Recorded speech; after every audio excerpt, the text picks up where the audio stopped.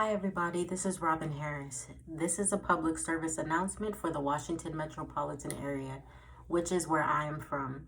If you're not familiar, that includes Washington, D.C., Maryland, and Virginia, or what some call the DMV.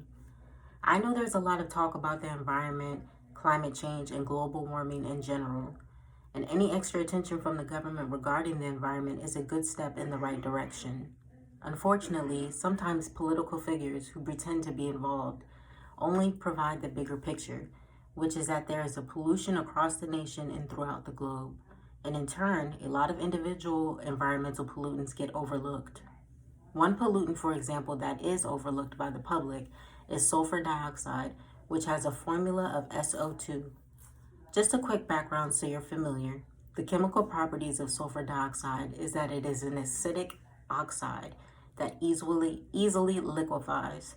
It is a non-metallic and colorless gas, which most still believe has a strong and irritating smell, which are the primary physical properties. The pollutant is used for various reasons, including as a food preservative, a disinfectant, and to produce bleaching agents. And although these uses may be important to the seller of these products with sodium dioxide, there are plenty detrimental effects to the environment due to SO2 as well. Fossil fuel burnings equals sulfur dioxide being released into the atmosphere, which happens to be one of the main place the pollutant comes from.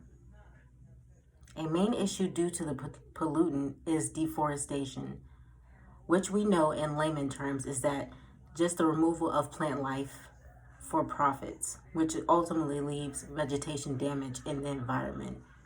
Not only does sulfur dioxide pollute the environment, but it also affects human health in various ways, including possible impacts to the respiratory system, as well as possible irritants and long-term health issues such as lung disease and asthma.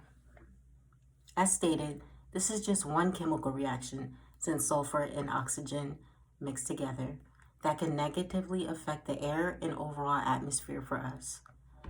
But like most things in life, there are things that can be done by the general public to ensure the levels of these pollutants consistently decrease over the years.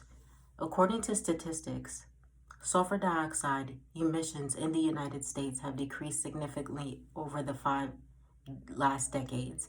In 1970, approximately 31.2 million tons of SO2 were emitted in the US, but in 2021, just 1.8 million tons were emitted.